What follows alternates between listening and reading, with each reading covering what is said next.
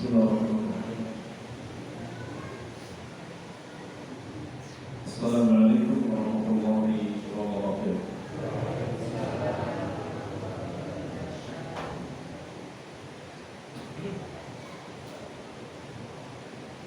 Alhamdulillah. Alhamdulillah hamdan katsiran thayyiban mubarakan fihi. Kana yuhibbu rabbuna wa yarda. Asyhadu an la ilaha illallah wahdahu la syarika lah. Wa asyhadu anna nabiyyana Muhammadan abduhu wa rasuluh. Sallallahu alaihi wa ala alihi wa ashabihi wa sallama tasliman katsiran, amma ba'd. Ayuhan ikhwatal iman wa akhwati fillah hadirin wal hadirat, jamaah salat maghrib yang mulia.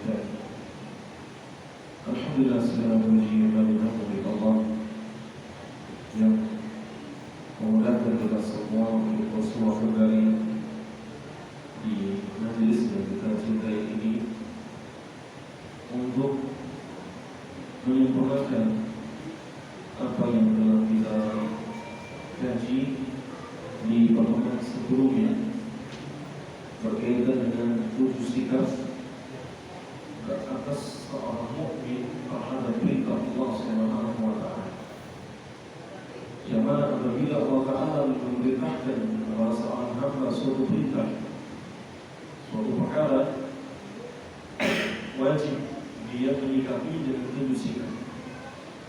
Yang pertama adalah mengilmuinya. Yang kedua, mencintainya. Yang ketiga, bertekad bulat untuk mengerjakannya. Yang keempat, mengamalkannya. Yang kelima, senantiasa menjadikan amalan itu sesuai dengan aturan syariat, yaitu dilandasi dengan keikhlasan dan mengikuti contoh Nabi SAW. Yang keenam, mewaspadai, berhati-hati dari amalan-amalan yang bisa menghancurkan menghancurkan amalan tersebut, menghilangkan pahalanya. Kemudian ketujuh adalah kokoh berpegang teguh di atas amalan tersebut hingga akhir hayatnya. 7 sikap ini jemaah sekalian dirahmati Allah Subhanahu wa taala adalah sesuatu yang sangat besar kedudukannya dalam agama. Karena itu menyimpan perlintasan dari semua ayat-ayat Al-Quran atau hadis dari Rasulullah SAW, bagaimana sepantasnya, sepatutnya sikap seorang muslim terhadap perintah Allah Subhanahu wa taala. Karena para ulama mereka mewasiatkan kita semua untuk menghafal 7 sikap ini, memahami dengan benar, lalu mengamalkannya dan menyebarkan kepada yang lain. Dan insyaallah ta'ala kita akan memasuki pada tingkatan atau sikap yang pertama, yaitu berkaitan dengan mengilmuinya. Maka jemaah sekalian dirahmati Allah Subhanahu wa taala, kedudukan ilmu di dalam Islam adalah sesuatu yang dikedepankan, muqaddam, selalu didahulukan sebelum ucapan, sebelum perbuatan. Maka orang yang dia tidak mempelajari segala apa yang Allah perintahkan kepadanya, atau tidak mempelajari hal-hal yang Allah larang untuk dikerjakan, kaifa yaf'alul ma'mur bihi wa kaifa yatrukul nahya, maka bagaimana mungkin kalau dia tidak belajar, tidak mengilmui, lalu dia bisa melakukan apa yang Allah perintahkan, apa yang Allah larang, bisa mengerjakan apa yang Allah perintahkan, meninggalkan apa yang Allah larang. Bagaimana mungkin dia bisa mewujudkan hal demikian? Seseorang yang dia tidak pernah mempelajari, tidak mau duduk dengan pengajian, tidak mau kemudian dia mempelajari apa yang Allah perintahkan kepadanya, menjauhi atau kemudian mempelajari apa yang Allah larang, bagaimana dia akan mengerjakan, bagaimana dia akan meninggalkan. Pepatah mengatakan fakidus syai' la yu'ti. Orang yang tidak memiliki maka dia tidak bisa memberi. Karena jemaah sekalian yang dirahmati Allah Subhanahu wa taala, kita dituntut atas setiap muslim dan ini hukumnya wajib untuk selalu menjadi pembelajar, untuk selalu menjadi thalibul ilmi. Berapapun usia kita, jangan pernah mengatakan dulu saya pernah ngaji, dulu saya punya semangat, dulu saya hafal ini hafal itu. Tapi sampai detik ini pun kita bersemangat untuk mengaji, mempelajari, memahami dan kemudian mengamalkannya. Nabi kita yang mulia sallallahu alaihi wasallam ketika menyebutkan tentang laknatnya dunia, lalu di sana disebutkan 3 golongan yang dikecualikan dari laknatnya dunia. Apa kata Rasulullah? Ad-dunya mal'unatun mal'unun fiha illa dzikrullah wa mawalah wa 'alimun aw muta'allimun. Kata Nabi SAW, dunia dengan segala isinya itu dilaknat, dikutuk oleh Allah Subhanahu wa taala, dijauhkan dari rahmatnya, kecuali 3 perkara ini.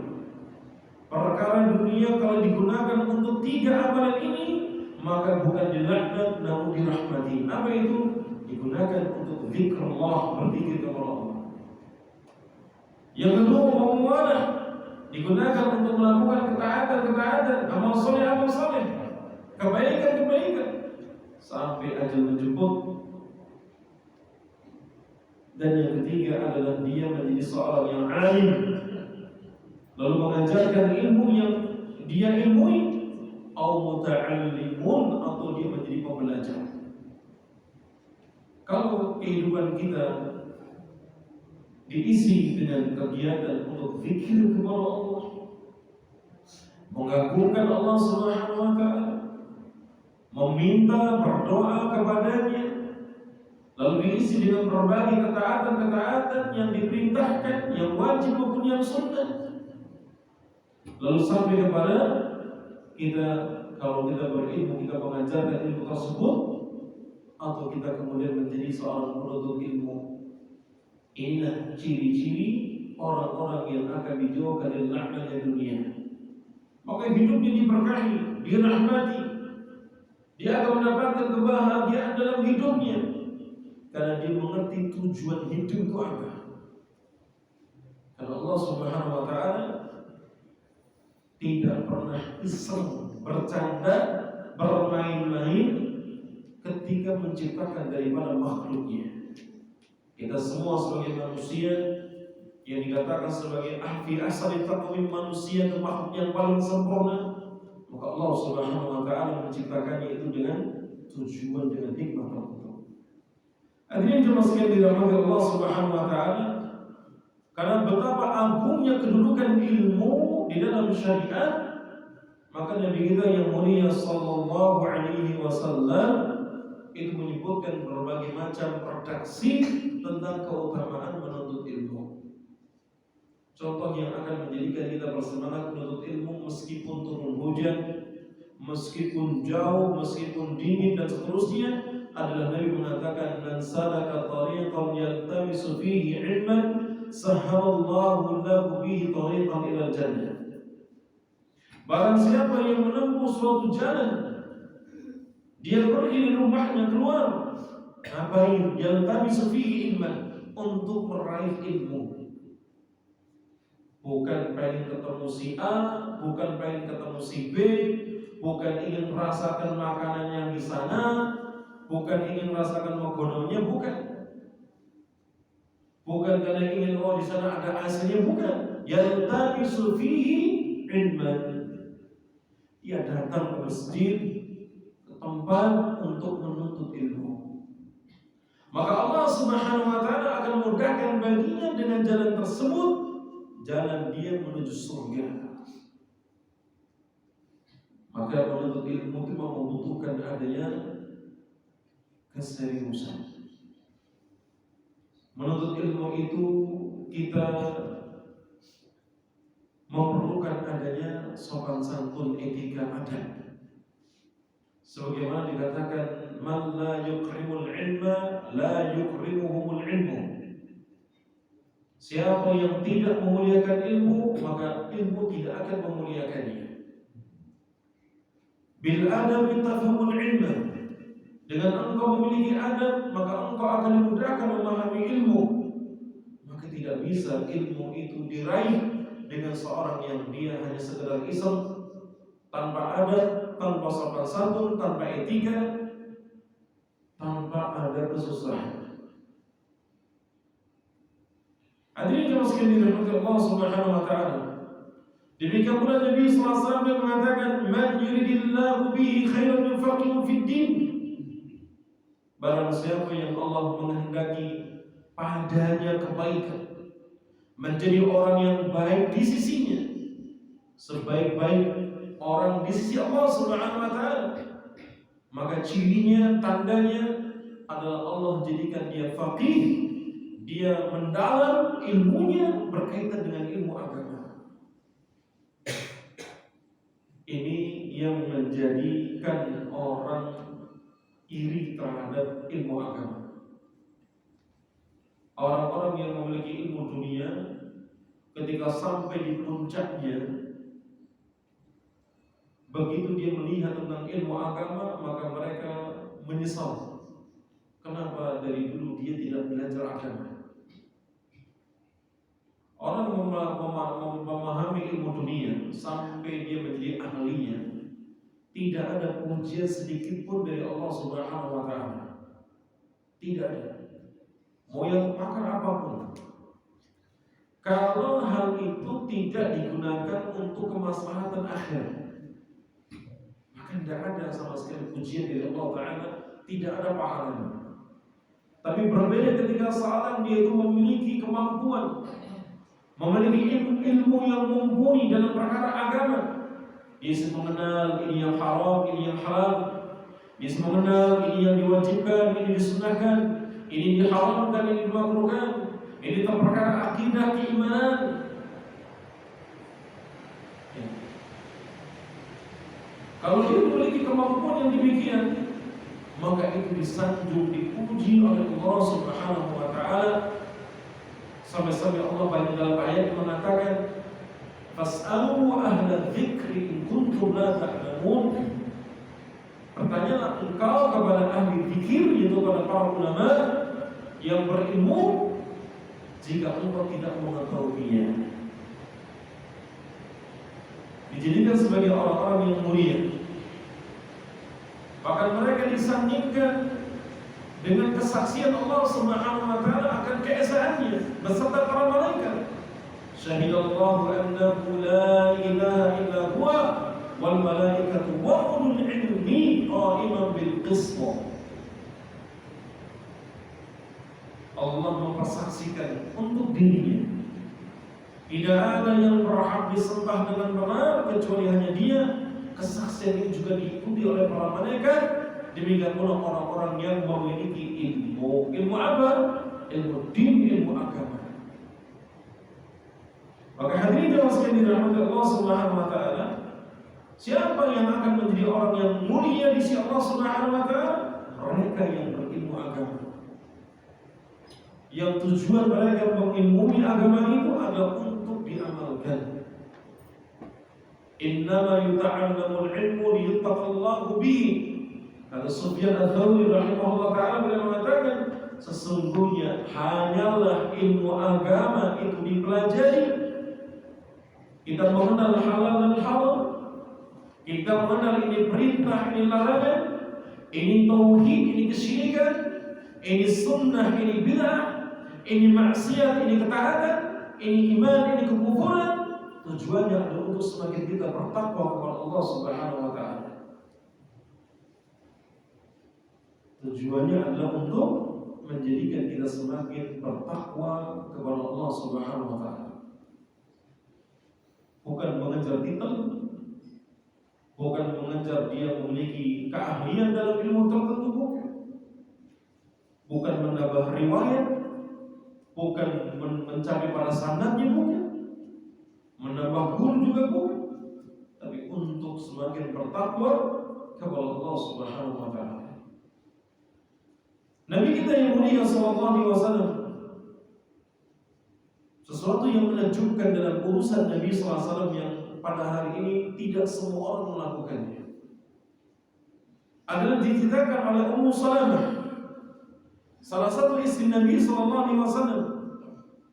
Dikatakan bahwasanya sesuatu yang diucapkan Nabi sallallahu alaihi wasallam setiap hari selesai dari salat subuh adalah ucapan Allahumma inni as'aluka ilman nafi'an wa rizqan thayyiban wa 'amalan mutaqabbala, dan Nabi mengucapkannya sebanyak 3 kali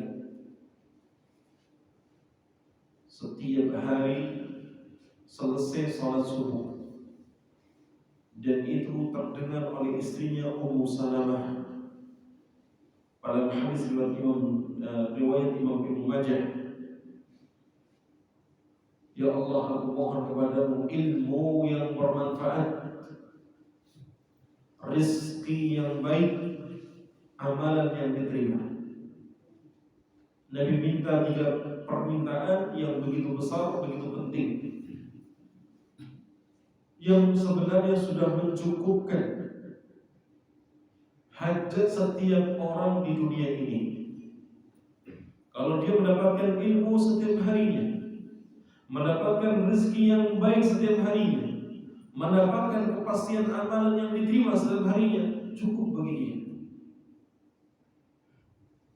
Di sini Nabi SAW mendahulukan permintaan ilmu yang bermanfaat karena keberadaan ilmu yang bermanfaat menjadi barometer, menjadi ukuran untuk mengukur, menilai ini rezeki yang baik atau yang tidak. Itu hanya dengan keberadaan ilmu. Tidak bisa orang menilai ini rezeki yang baik itu dengan umumnya orang melakukannya. Kalau umumnya orang melakukannya, maka justru mengantarkan dia kepada penyimpangan atau kesesatan. Wa in tuti' man akthara fil ardi yudilluka 'an sabilihi. Jika engkau mentaati, mematuhi kebanyakan orang yang ada di muka bumi ini, pasti akan menjadikan engkau tersesat dari jalannya Allah Subhanahu wa taala. Maka tidak ada dalam Islam untuk mengikuti kok umumnya orang di muka bumi ini, tapi dia punya pegangan. Mengukur keberadaan rezeki yang baik ataupun tidak, ukurannya adalah syariat. Karena harta yang saleh, harta yang baik, harta yang berkah, itu patokannya murni adalah patokan syariat. Bukan kebiasaan, bukan perasaan, bukan akal yang main. Tetapi kalau syariat mengatakan ini halal, halal, haram, haram. Meskipun manusia mengatakan itu sebaliknya. Sebagaimana pula yang akan membedakan ini amalan yang diterima ataupun yang tidak diterima, itu juga patokannya adalah ilmu agama. Kita akan mengetahui sholat kita benar atau tidak, kita akan mengetahui puasa kita benar atau tidak. Semua ibadah patokannya adalah patokan syariat. Karena Nabi SAW mendahulukan permintaan ilmu yang bermanfaat, karena hal itu sangat penting. Hadirin jemaah sekalian dirahmati Allah Subhanahu wa taala, fal ilmu huwa nurun li sahibi wa diya'u lisalik. Maka ilmu itu merupakan cahaya bagi pemiliknya, akan menerangi, memiliki sinar yang akan menjadikan orang itu mampu untuk berjalan. Itu ilmu. Ya. Jadi ilmu mendatangkan manfaat yang luar biasa. Fa idza kana yasiru fi tariqihi ala ilmin wa basiratin min dinillahi tabaraka wa ta'ala, kanat khatawatuhu fi sayrihi sahihatan. Maka bila mana ia berjalan dalam satu jalan, namun jalan itu dia lalui di atas ilmu. Ilmu yang menghujam dalam hatinya, bukan ilmu yang meragukan, bukan ilmu yang melahirkan kebingungan atau kebimbangan, tapi ilmu yang melahirkan keyakinan, kemantapan di dalam beragama. Maka seluruh langkah-langkahnya maka akan dibenarkan oleh syariat. Ini berbeda dengan seorang yang mereka meskipun bersungguh-sungguh, meskipun mereka rajin bersemangat, namun tidak diiringi dengan ilmu, tanpa adanya petunjuk. Maka yang seperti ini adalah sebagaimana yang dikatakan oleh Umar bin Abdul Aziz rahimahullah ta'ala. Beliau mengatakan, man 'abada Allah bighairi ilmin kana ma yufsidu akthara mimma yuslihu. Barang siapa yang beribadah kepada Allah tidak dilandasi dengan ilmu agama, ilmu yang benar, maka kerusakan yang ditimbulkan jauh lebih banyak dibandingkan kebaikannya. Ingat perkataan ini, perkataan yang begitu bermanfaat bagi kita semua. Karena ketika seorang dia beribadah kepada Allah itu di atas ilmu, maka yang muncul adalah kebaikan demi kebaikan. Tetapi ketika seorang dia beribadah kemudian keluar dari ilmu tanpa dilandasi dengan ilmu, maka yang timbul adalah kerusakannya. Apa bentuk kerusakannya? Muncul ajaran-ajaran yang tidak pernah diajarkan Nabi SAW.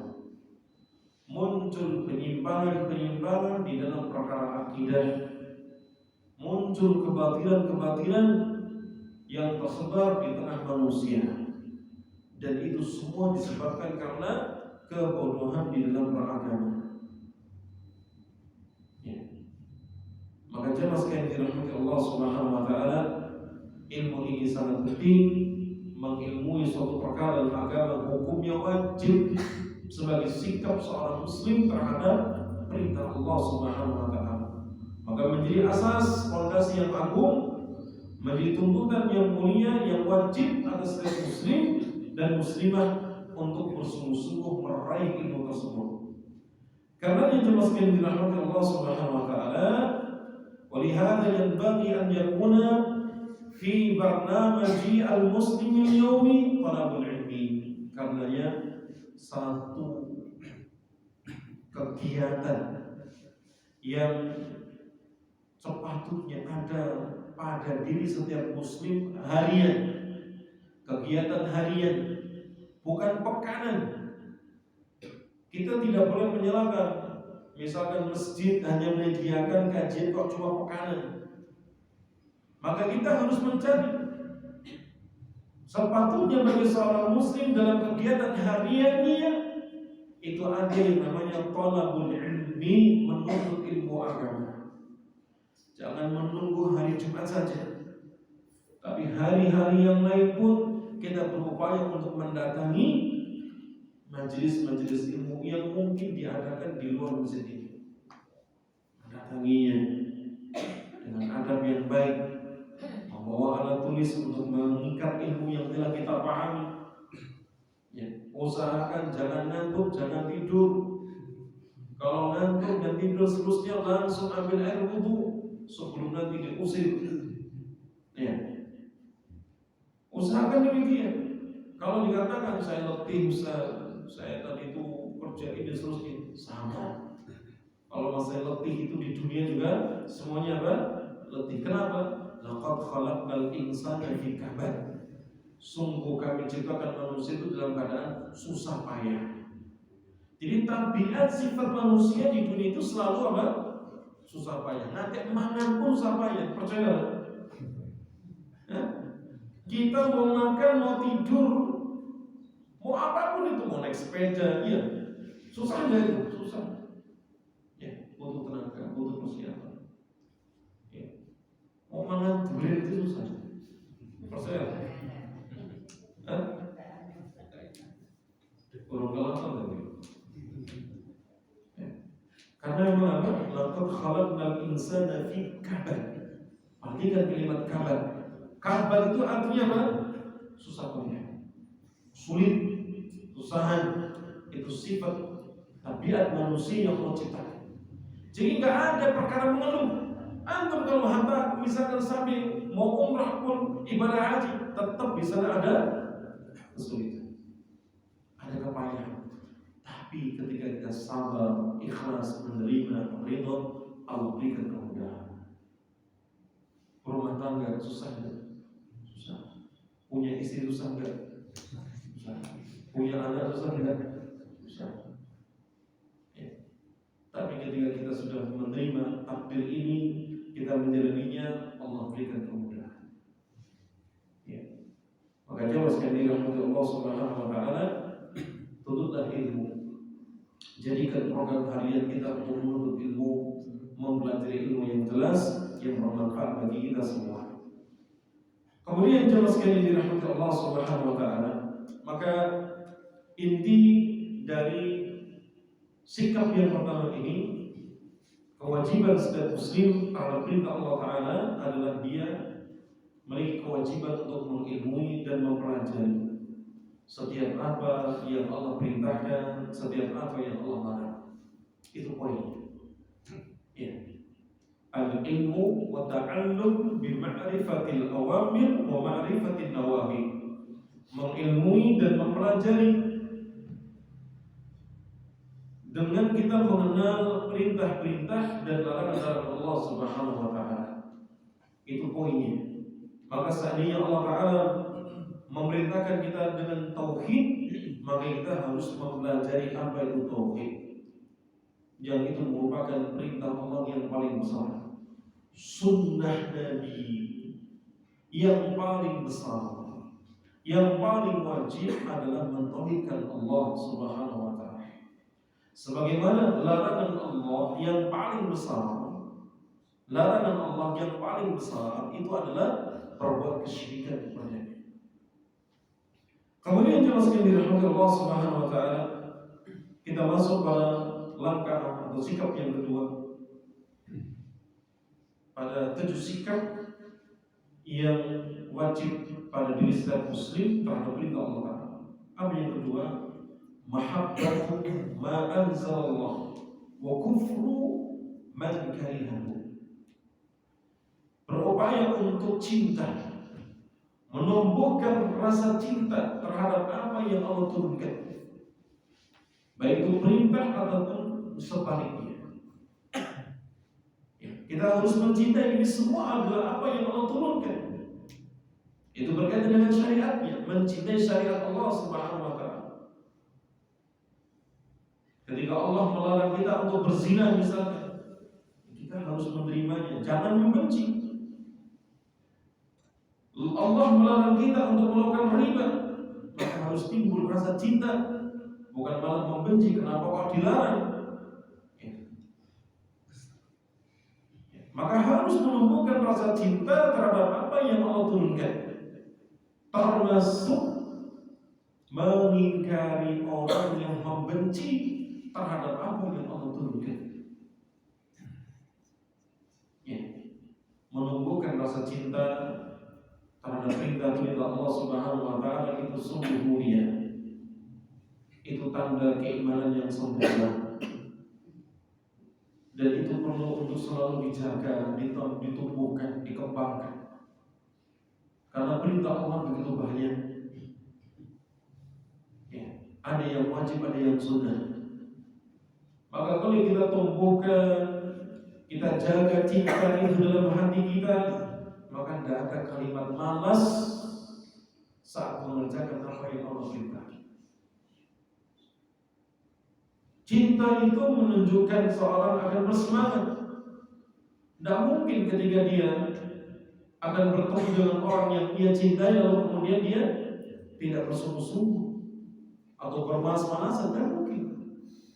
Yang ada di resepsian, janjiannya jam 8, jam 6, jam 5 sudah siap-siap.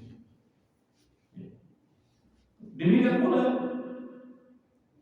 mengingkari setiap orang yang membenci, harus ada pengingkaran. Ada orang yang dia itu nggak senang dengan apa yang Allah syariatkan dalam agama.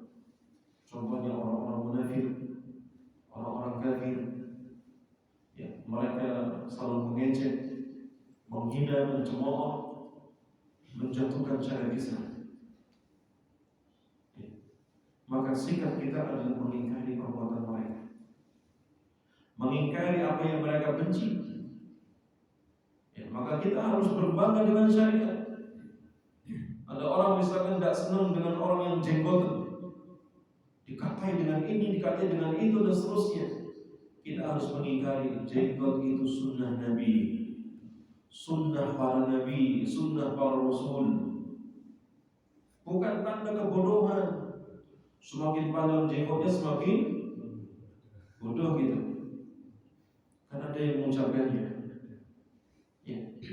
Maka yang sering kita ingkar itu sunnah Nabi, itu sunnah para Rasul, itu sunnahnya orang-orang soleh terdahulu, itu mahkotanya para lelaki yang jantan, mereka yang menumbuhkan jenggotnya. Tetapi apa? Dalam syariat, ya, bertakwalah kepada Allah semampunya. Kalau Allah takdirkan jenggotnya banyak, tumbuhkan, biarkan tumbuh. Kalau Allah takdirkan tidak ada yang tumbuh, ya sudah. Yang penting kita sudah bertakwa kepada Allah Subhanahu wa Ta'ala. Tidak perlu berupaya untuk mencari hal-hal yang lain yang bisa menumbuhkan daripada jenggotnya. Nah, hadirin yang sekalian dirahmati Allah Subhanahu wa Ta'ala.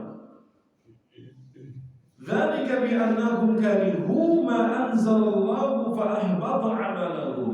Kata Allah Ta'ala dalam surat Muhammad di ayat ke-9, yang demikian itu dikatakan mereka membenci, tidak senang terhadap apa yang Allah turunkan.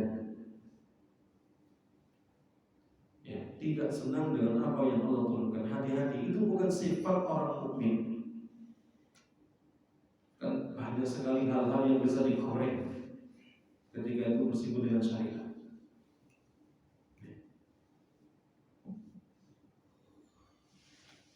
Fa'ahbata amalahum, maka binasalah, hancurlah daripada amalan-amalan mereka. Di siapa yang mereka melakukan hal demikian, membenci apa yang Allah syariatkan, maka Allah tidak peduli amalannya berapa. Allah akan hancurkan, Allah akan lenyapkan pahalanya. فأكثر الناس لم يحب الرسول صلى الله عليه وسلم بل أبغضه وأبغض ما جاء به ولو عرف أن الله أنزله. Kebanyakan orang hakikatnya mereka itu adalah tidak senang, tidak cinta kepada Rasulullah SAW.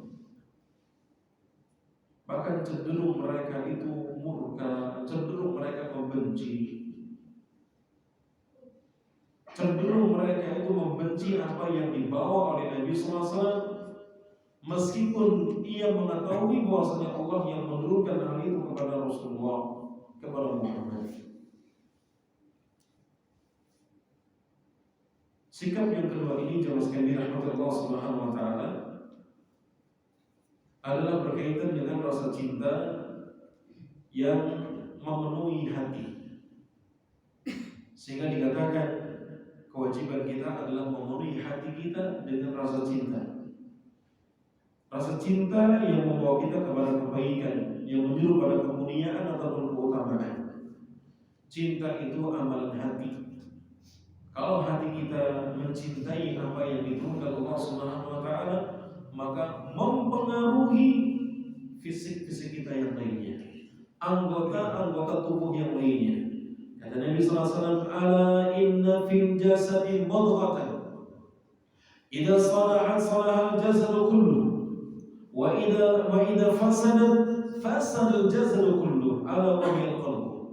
Ketahuilah, sesungguhnya di dalam hati atau dalam jasadnya manusia, tubuhnya manusia, ada sekerat daging. Apabila sekerat daging itu baik, maka baiklah seluruh anggota tubuhnya tanpa terkecuali. Tangannya baik, kakinya baik, perutnya baik, pikirannya baik, kepalanya baik, kemaluannya baik. Akan tapi apabila sekerat daging ini rusak, maka rusaklah tubuhnya seluruhnya. Dan ketahuilah bahwasanya sekerat daging itu adalah hati. Maka jamaah sekalian dirahmati Allah Subhanahu wa taala, setiap muslim sepatutnya untuk senantiasa memenuhi, memakmurkan hatinya ya, dengan rasa cinta dia kepada Allah Subhanahu wa taala. Cinta kepada Allah, cinta kepada Rasulullah, cinta kepada syariat Allah. Perhatikan tiga cinta ini. Tumbuhkan dalam hati kita, penuhi dalam hati kita cinta kepada siapa? Allah, cinta kepada Rasulullah, cinta kepada syariat Allah Ta'ala. Wa ya'malu 'ala taqwiyati hadhihi al-mahabba fi qalbihi wa tawsi'i masahatiha. Maka ketika dia tumbuh cintanya kepada Allah, cintanya kepada Rasulullah, cintanya kepada syariat, cinta itu akan membawa dia untuk melakukan apa yang diberitakan Allah Subhanahu wa taala. Fa yuhibbus shalah, dia akan mencintai, senang dengan salat. Gak pernah bersolat dengan salat.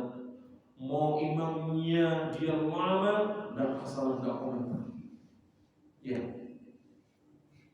Wa yuhibbus shiyam, dia pun juga menyukai namanya puasa. Berpuasa, menahan lapar, menahan dahaga, dia tahan. Dia senang dengan puasa. Bukan senang karena bukanya, bukan senang karena ngabuburitnya, ya, bukan senang karena ada yang lain-lainnya, tidak. Tapi dia senang karena ini ibadah. Ini adalah satu di antara ibadah yang satu-satunya milik Allah Subhanahu wa taala. Yang pahalanya dirahasiakan, baru akan terkuat nanti ketika di hari kiamat. Ya. Kullu amali ibni Adam lahu illa siyam fa innahu li wa ana ajzi bih. Kata Allah Subhanahu wa taala berfungsi, seluruh amalan manusia tercatat atas nama dirinya kecuali puasa. Itu milikku dan aku yang langsung akan membalasnya. Maka kita mencintai puasa. Puasa ini menjadi amal saleh yang sangat berharga. Maka tidak ada rasa berat ketika dia berpuasa. Termasuk adab-adabnya. Dan di antara adab terpenting ketika orang berpuasa yang membedakan puasa orang muslim dengan non-muslim itu adalah berkaitan dengan sahur. Sahur itu bukan berkaitan dengan orang kenyang. Lapar gak lapar, kadang-kadang dibangunkan sahur cek kenyang. Bukan itu. Ya, digugah nepain yang ibunya misalkan, kan gitu. Dibangunkan sama istrinya misalkan, nanti jawabannya apa? Masih kenyang. Lanjut tidur. Iya lah. Jujur loh. Bukan itu yang bicara. Tapi keberkahan yang ada pada makanan sahur dan waktu sahurnya. Karenanya diperintahkan pembeda antara puasa kita dengan puasanya ahli kita adalah sahur. Dan yang diperintahkan dalam sahur itu adalah mengakhirkan, bukan menyegerakan. Bukan jam 1 sahur, bukan.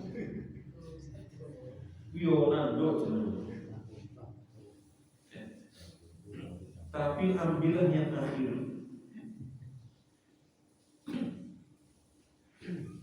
Yang sudah mendekati waktu subuh, tinggal 15 menit, tinggal setengah jam, tinggal 20 menit, sahur. Dan makanan yang terbaik ketika sahur itu kurma. Kalau kita kurma jowo, sebenarnya gorengan. Nanti suai kurma, dah. Pengen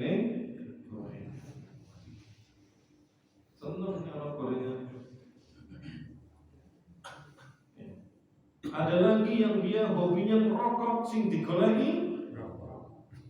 yo ora sahur ora buka padha wae. Bukan itu jemaah.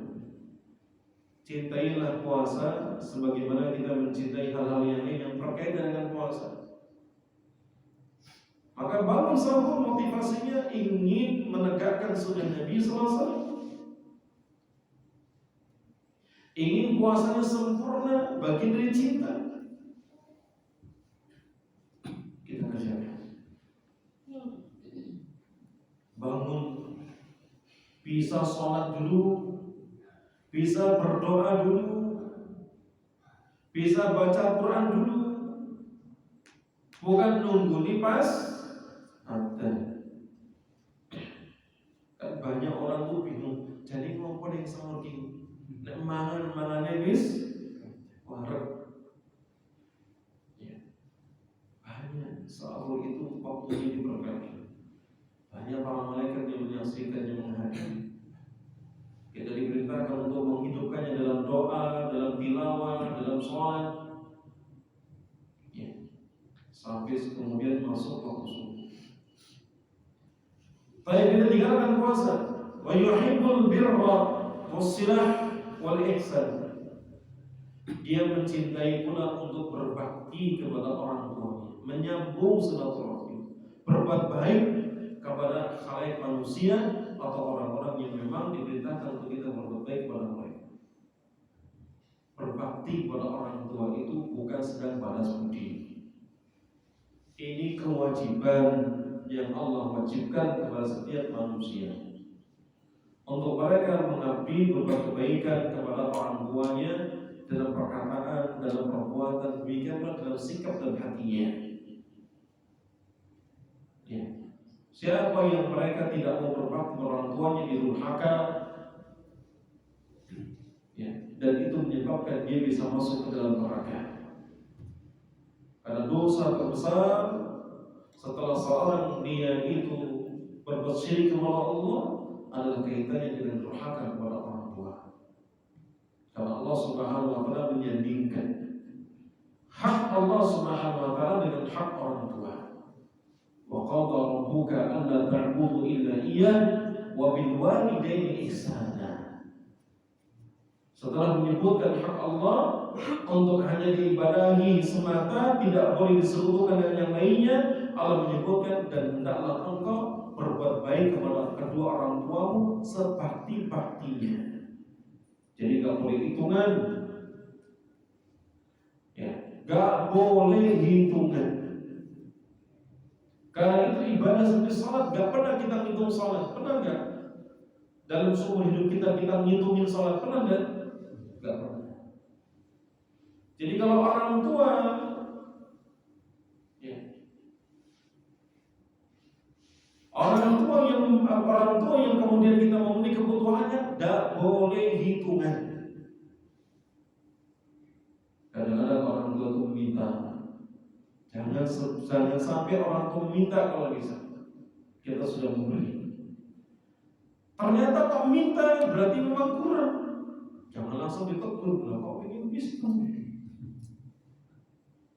Ya. Berikan bakti kepada orang tua sebakti-baktinya, khususnya kepada ibu. Kenapa? Karena para ibu ini al-ummahat, mereka adalah orang-orang yang kemungkinan terbesar anak-anaknya berlaku durhaka kepada mereka. Sehingga dikatakan uququl ummahat. Tidak ada anak-anak itu kok berani kepada ayahnya. Karena ayah dalam pandangan anak-anak, kalau bagi anak perempuan, ayah itu cinta pertama mereka, yang mereka akan merajuk, bermanja dengannya. Bagi anak laki, para ayah itu adalah pahlawan, superhero. Dilihat dia adalah sesuatu yang penuh dengan kekuatan, serba bisa, serba mampu, sehingga anak laki pun segan hormat. Tapi lain cerita dengan ibu yang dianggap lemah, gawe neng dapur, gawe neng pawon, ya kelihatannya neng kamar tidur, neng pawon, neng teras, nyapu, seperti itu. Ya. Sering bersinggungan dengan anak-anaknya, sehingga kadang-kadang anak-anak itu melihat ini ibu kayaknya nggak bisa ini seperti papa. Ya. Akhirnya mereka cenderungan untuk berbuat durhaka. Makanya para ulama atau syariat mengedepankan berbakti itu kepada ibu. Ibu didahulukan. Ya. Berbaktilah kepada ibu, apalagi kalau ibu masih ada di sekitar kita. Dan lakukan hal itu karena perintah dari agama, bukan sedang balas budi. Gak mungkin seorang akan membalas budi orang tuanya. Dulu ada orang-orang yang berupaya untuk membalas budi orang tuanya. Ada yang gendong orang tuanya dari Hadramaut sampai ke Mekah untuk naik haji. Anaknya gak punya biaya, cuma hanya dengan menggendong ibunya. Maka digendonglah ibunya siang dan malam sampai ke Ka'bah, sampai ke Mekah. Bahkan tawaf pun juga digendong. Ketika ketemu dengan sahabat Abdullah bin Umar, lalu dia bertanya, "Wahai Umar, apakah apa yang aku perbuat sudah dianggap membalas budi orang tuaku ini?" Ibu Umar mengatakan belum, meskipun baru satu orangan dari banyak orangan ibumu ketika melahirkanmu. Kadang ada anak dia kerja gaji pertama, semuanya diberikan kepada ibunya, tetapi semua kebutuhan harus dipenuhi oleh ibunya. Gajinya mencapai 1,5 juta, sementara kebutuhannya 3 juta. Ibunya sih mumet. Anda kayak gitu? Banyak. Ya, yang nggak pernah taunya ngasih ibu, taunya ngasih ke ibu. Padahal itu bikin puyeng. Kalau ngasih ke ibu nggak boleh ada orang kemudian pamrih ingin mengharapkan kebaikan dari ibunya. Ini termasuk keburukan, kedurhakaan kepada ibunya. Semoga kita semua dijadikan sebagai anak-anak yang berbakti, ya, dijadikan sebagai anak yang qurrata a'yun, menuju hati pandangan para ibu, para orang tua, para ayah, dunia dan akhirat kita. Kita cukupkan dalam kesempatan yang berbahagia ini. Semoga bermanfaat. Aku qouli hadza wa sallallahu ala nabiyyina Muhammadin wa ala alihi wa sahbihi ajma'in wa akhiru da'wana alhamdulillahi rabbil alamin.